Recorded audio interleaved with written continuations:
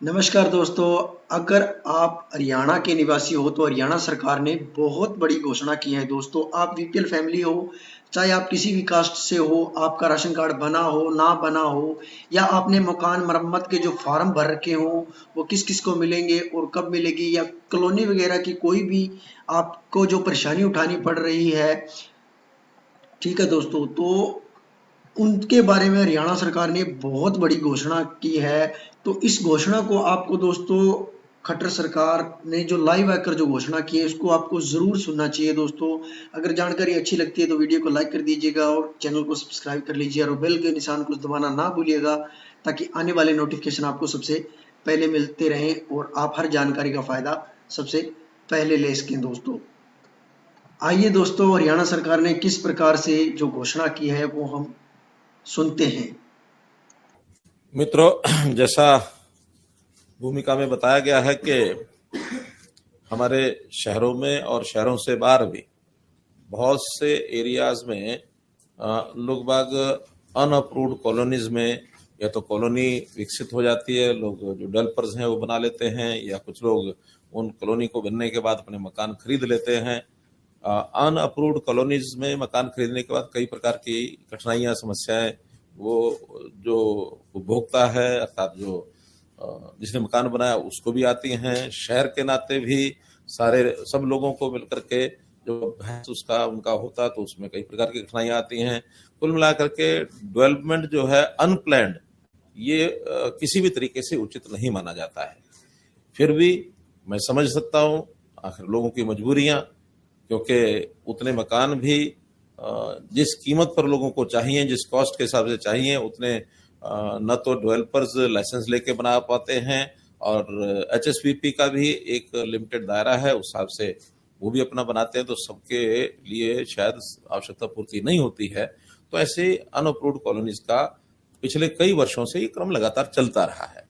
हमने जब शासन में आया तो विचार किया कि इन चीजों को कैसे दुरुस्त किया जाए, ठीक किया जाए, तो उस क्रम को आगे बढ़ाया। हमारे डिपार्टमेंट, चाहे अर्बन लोकल बॉडीज है, चाहे टाउन कंट्री प्लानिंग है, इवन गांव के आसपास भी कुछ कॉलोनियां बनती हैं, तो रूरल डेवलपमेंट को भी कहा है कि रेगुलेटेड कॉलोनीज की संख्या बढ़नी चाहिए, और जो पहले बन गई हैं उन पर कुछ ना कुछ जो पहले वाली शर्तें हैं उनमें कुछ छूट दे करके उनको अप्रूव करके, ताकि उनके ऊपर एक तलवार इलीगैलिटी का या एनक्रोचमेंट जो होती है उसका वो तलवार न लटके रहे, उनको सुविधा दी जाए।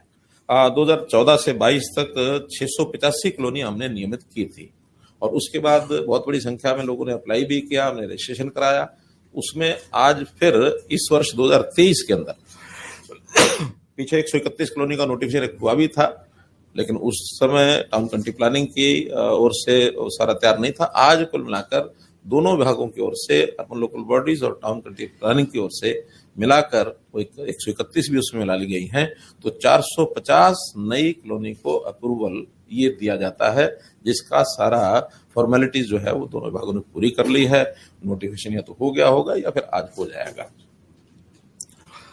ये भी बताना चाहूंगा कि पिछले हमारी सरकार से पहले 10 साल में जो अनधिकृत कॉलोनियां थी वो 874 अप्रूव हुई थी, और वो भी अप्रूव हुई। अब ये हमारे कार्यकाल में 1135 नई कॉलोनियां अप्रूव हो गई हैं, लेकिन आज भी 1856 कॉलोनियां और ऐसी हैं जो या तो अंडर प्रोसेस हैं, जो अप्रूव की जा सकती हैं, कुछ ऐसी हैं जो नॉर्म्स को पूरा नहीं करते हैं, वो अभी करने लायक नहीं है। उसमें आगे चल करके देखेंगे कि किस प्रकार से उसमें से रास्ता निकाला जा सकता है, क्योंकि जो छूट है मुख्य रूप से मार्गों की हमने दी है। अभी कॉलोनी की अप्रोच 6 मीटर की होनी चाहिए और इंटरनल रोड्स 3 मीटर से छोटी नहीं होनी चाहिए, क्योंकि ऐसा माना जाता है कि 3 मीटर आवश्यक ऐसी चौड़ाई है जिसमें वहां की कोई भी आकस्मिक सेवाएं भी देने के लिए आवश्यक है। मानो आकस्मिक में सबसे ज्यादा होता है, कहीं आग लगने का भी कई बार ऐसा चांस बनता है, तो कम से कम अग्निशमन जो संयंत्र लेकर के जाने वाली गाड़ी है वो जल्दी से वहां पहुंच सके, नुकसान होने से बचाया जा सके। और वैसे भी तो ये गाड़ी जा रही है, एक आ रही है, दोनों को मिला करके भी कम से कम 3 मीटर का मतलब ये है कि 16 फुट जगह ये आवश्यक है, अगर 2 गाड़ियां भी आसपास से पार करनी है तो इस प्रकार से इसको कुछ छूट देते हुए 10 फुट हो गया, 3 मीटर और 10 फुट, तो 10 फुट में तो एक गाड़ी ही निकल सकती है, 2 गाड़ियां तो निकल भी नहीं सकती। तो अगर एक गाड़ी निकलेगी तो दूसरी गाड़ी को गली के बाहर ही रोकना पड़ेगा। लेकिन न्यूनतम इसलिए किया है कि क्योंकि लोग बना चुके हैं, इसलिए अगर उनको अप्रूव नहीं करते हैं तो उसमें ये कठिनाई की आ सकती है। तो कुल मिलाकर आज 450 कॉलोनियां जो है अप्रूव की जाती हैं।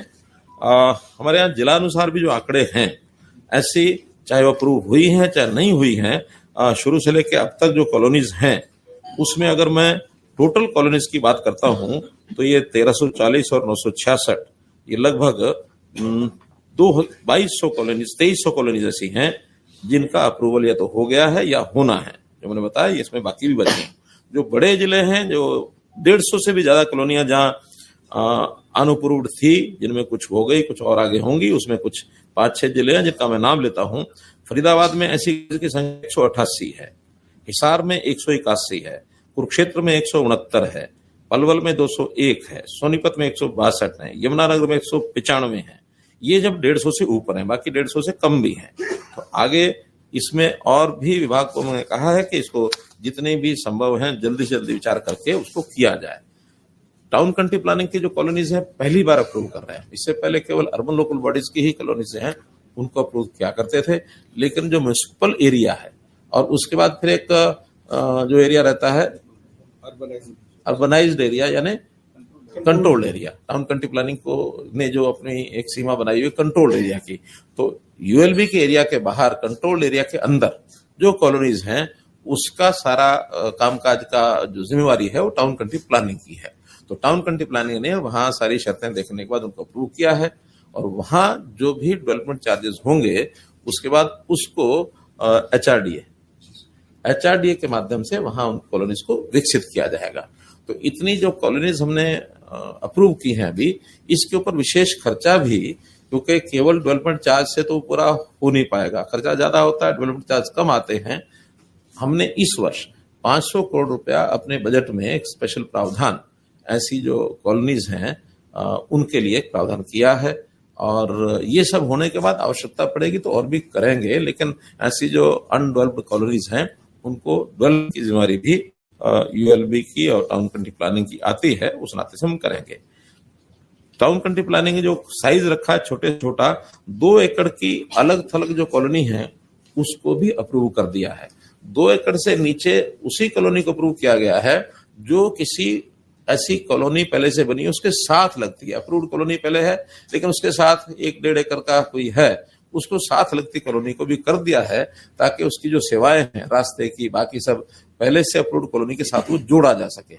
जो जिसको कहना चाहिए स्टैंड अलोन 2 एकड़ से कम नहीं किया है, तो 2 एकड़ से ऊपर की सब कॉलोनीज वो की हैं। कहीं कहीं अप्रूव्ड कॉलोनीज में पहले कुछ कमियां ये रह गई थी कि बीच बीच में जो खाली प्लॉट थे उन खाली प्लॉट को भी अनअप्रूव्ड श्रेणी में माना गया था।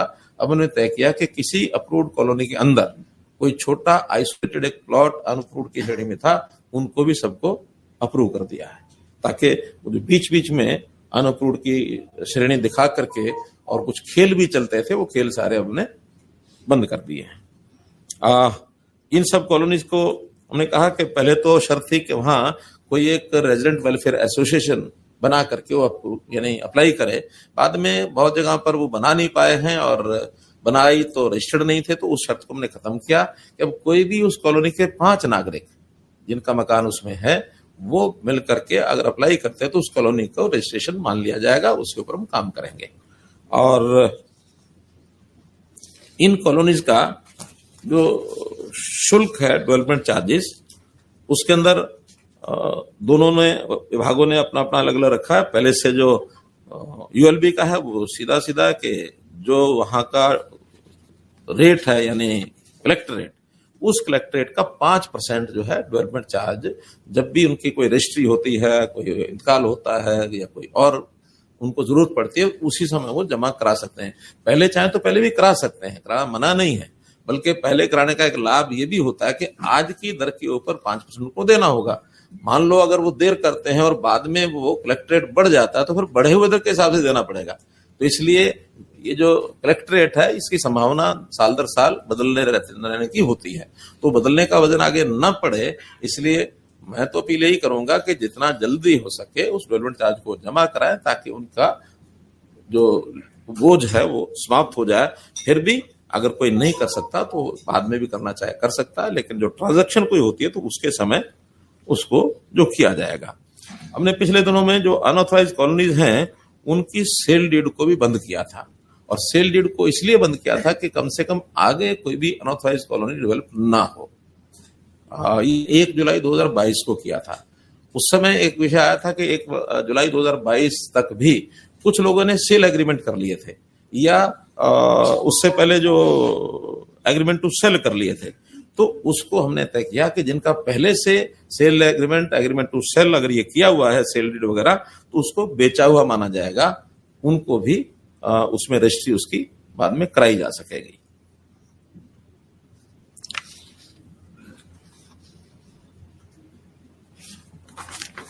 कुल मिलाकर आज के संदर्भ में जितनी हमने सुविधाएं दी हैं वो आपको मैंने बताई हैं।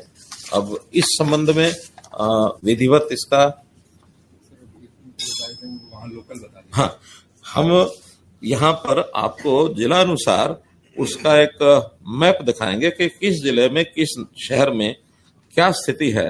और इसी दौरान यहाँ के कार्यक्रम से मैं जो हर स्थान पर आज हमने कॉलोनी के हिसाब से या कहीं कहीं नगर के हिसाब से वहां पर ये सारा कार्यक्रम चल रहा है, तो उन नगरों में या उन जिला केंद्रों में उस जिले की अथवा उस नगर की कॉलोनीज वहां के स्थानीय जो आयोजक हैं उसको दिखा सकेंगे। और अब हम वहां से डिस्कनेक्ट होकर के आपके सामने पूरे जो प्रदेश का ये जो नक्शा है ये आपके सामने रखेंगे। तो इसी के साथ में जो लोग ऑनलाइन जुड़े हैं उन लोगों का आभार करते हुए और यहाँ उनको डिस्कनेक्ट करने के लिए मैं कहता हूँ।